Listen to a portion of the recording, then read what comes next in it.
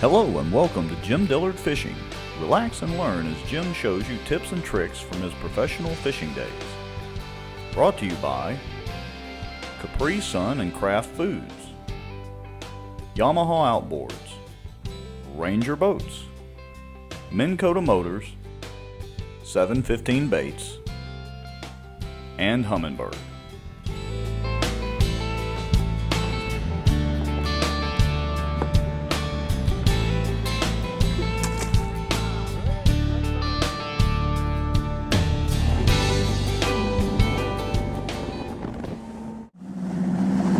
Well, we're back.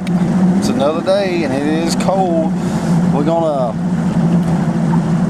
see a reprieve of this cold weather sometime soon, I hope, when I get down to Florida, I guess. But the water temperature is, as you can see, 35, 36 degrees. January the 20th at Guntersville. It even hit 34 a time or two. But anyway, we gotta go fishing. Sure hopeful one of these days I can catch a bass. Begin to doubt yourself after a while, but you know, with the conditions and all, it's really been tough. Here it is, first big fish of the year. It's about a six pounder. Caught him on a jerk bait. Right up under a dock. It's right behind me. But you see those docks right there in front of me. It's something that I've done back home. That throwing the suspended jerk bait around those docks and stuff. This fish come out of about 3 foot of water. And it's about 41, 42 degree water. Here comes a boat coming by. This is what you got to do. That's what you got to do during the tournament in practice. You got to act like nothing's going on. Because if they see you catch a fish, they're like hawks. They'll come in on you. But anyway, that's the first Guntersville hog right there, off of a Table Rock Shad Rogue. That's the Table Rock Shad color. Is purple chartreuse with a white belly. Anyway, there's the first 6+ pounder. Now I'm a happy man. Alright, Crystal, this is for your birthday. It's your birthday card. But that ain't the best of it.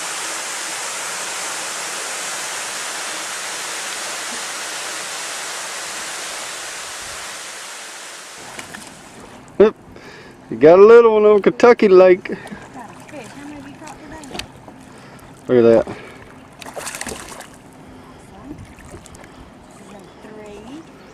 Did you like your bait? I got to give you the bait and tell you where to throw just to catch them. Are you listening? Oh no, I'm sorry. It's on the end of my rod. Oh, I thought You mind your own business. You bite it. It's just nice of you to have gotten over your fear of putting me in the boat and letting me go fishing. How'd he bite it? He take it away from you? A couple times. Well, good. It's mine.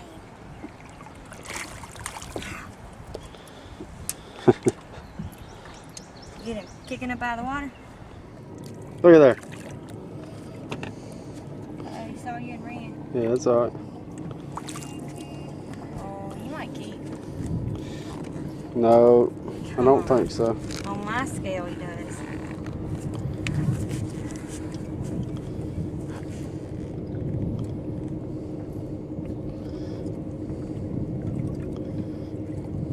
The only thing we can get bit on, evidently. Let's see. Don't put your hand on him. Hold him up. Turn him sideways. The other way. There you go.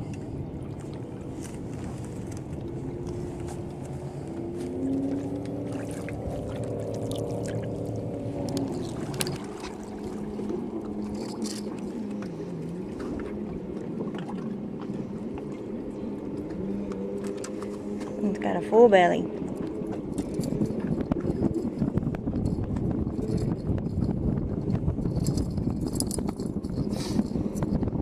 He's got one can see the very end of the tail. That ought to be about the littlest one I catch during the tournament. Hopefully.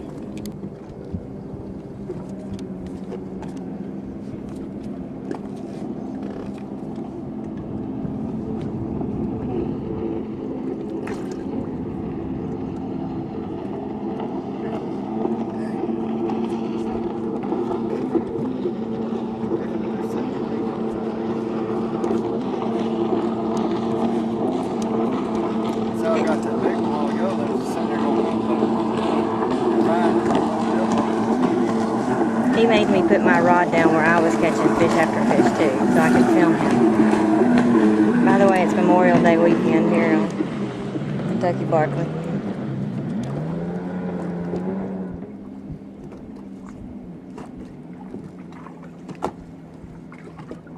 Hit the sweet spot.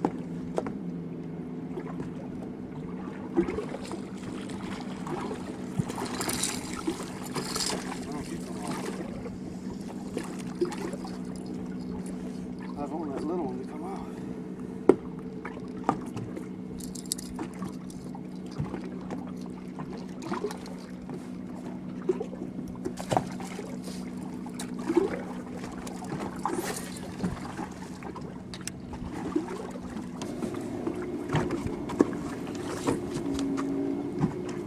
Looks like an alright fish. Yeah.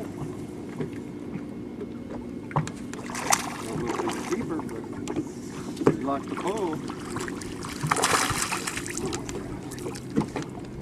Yeah, he likes that bait. Front hook right in his mouth.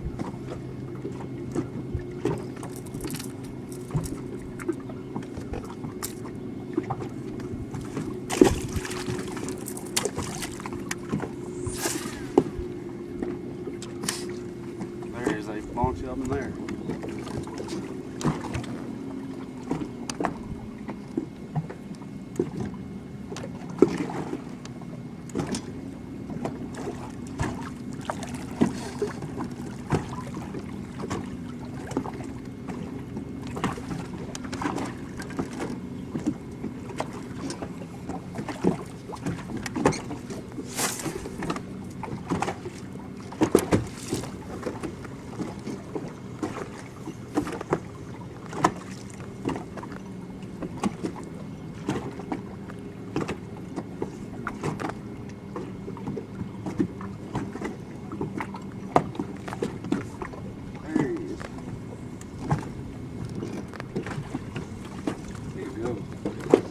He's a good one. Got him in the side.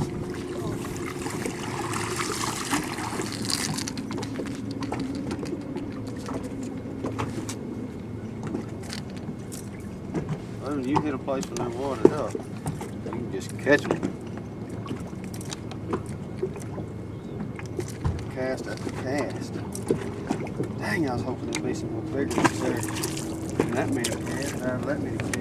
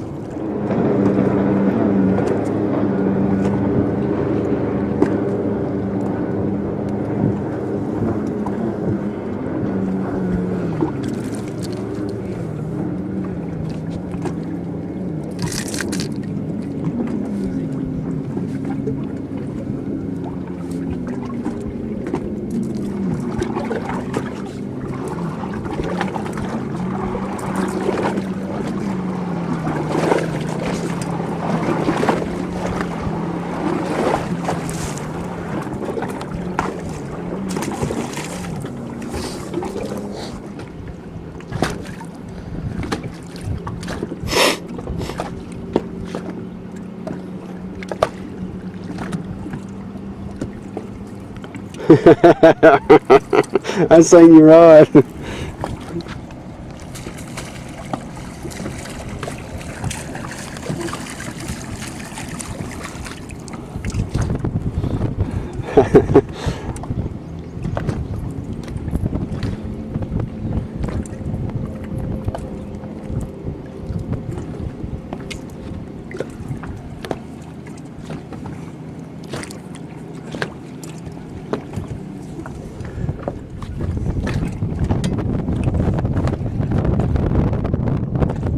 Feel the bottom. Let it go to the bottom before you reel. Make sure it's on the bottom.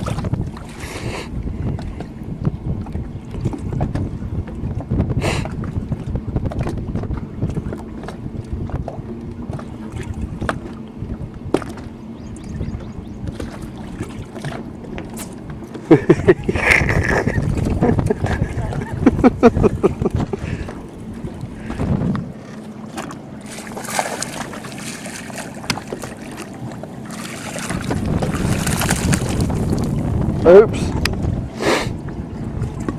Practicing some of that quick release.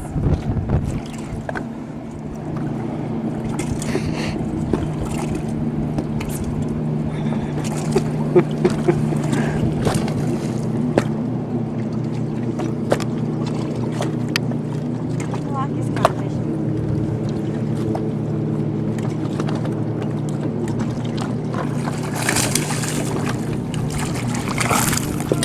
Mr. Bass.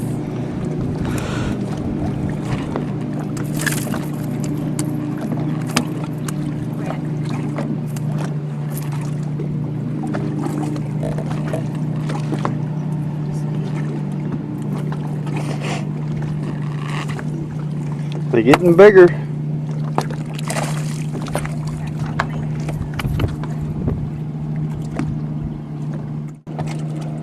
There's one on there.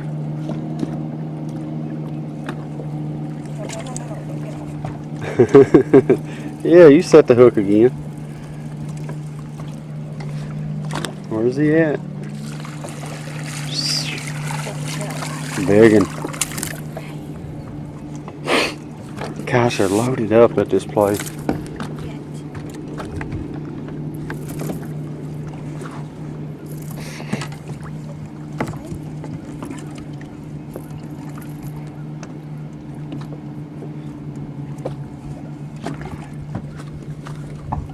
Look, he just got caught in the In the upper nose. mouth twice today.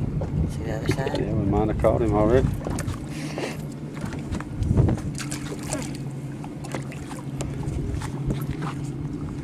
Alright guys, this is what happens.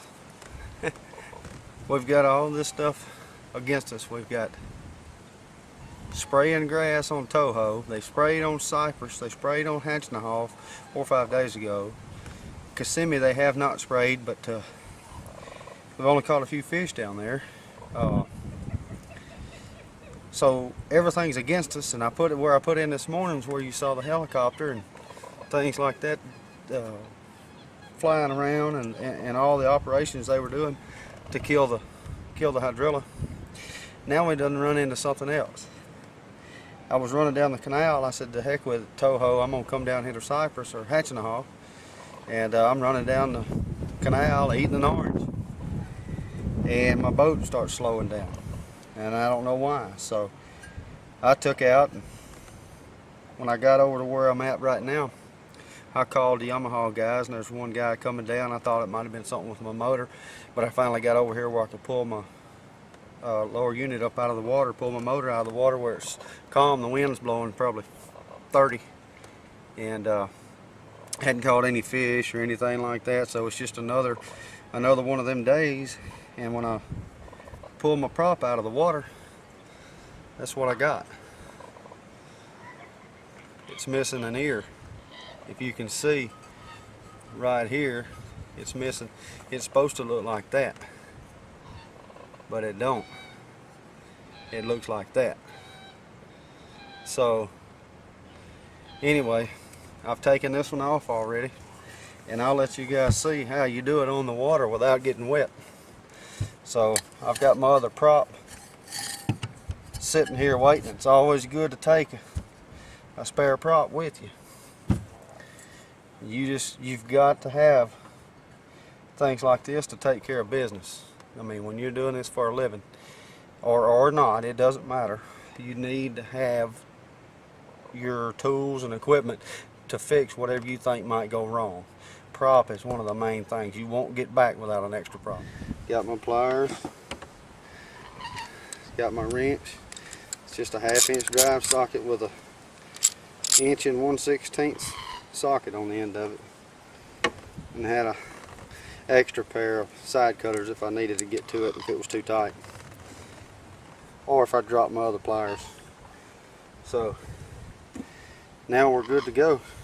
I've got my wrench sitting in here, I've got my pliers, I've got a pair of pliers in my pocket, and we're going to get back here and put this prop on, okay? You just put your foot on this, just trim it all the way up and put your foot on here. You get on the back of the motor, just like so. Get all these reeds out of my way.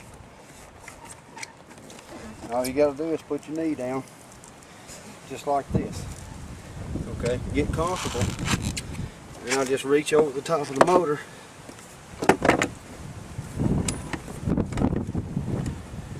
Just like this. And grab the spare prop.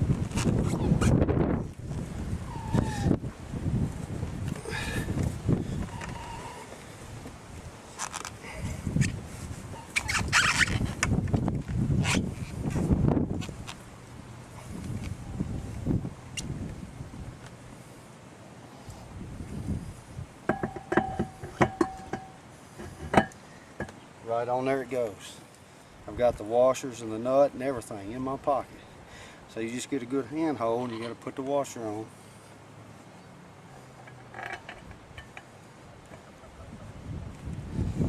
That's the spacer. Now I've got a washer, a nut, and a cotter pin. Alright. Got a washer. Got the nut. You see it right there.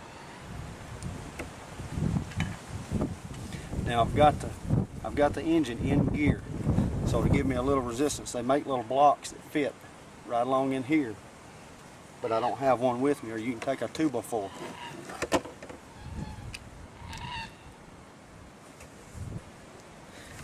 It's not really advisable to do what I just did with my foot. I put my foot with my shoe on the prop so I could pull resistance against it and tighten the nut up. And then I went a little too far. You got to get it lined up for the hole for the cotter pin. So I would advise getting a little block that fits right here, and they make them plastic blocks that do that. But you got to get it lined up right for the cotter pin to go in.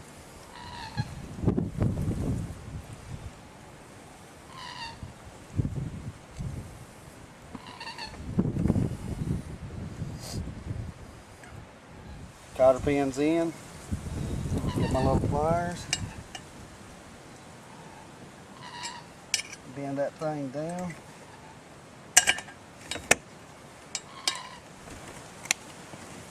And we're done. Just that quick. It hurts the knees. It'd be good if you had a little knee pad or something. But I'm standing on the back of the motor. I'm completely dry, and I've changed props. So if nothing else, you can take that as a tip. Now we're ready to go. We got our spare prop. We can go fishing.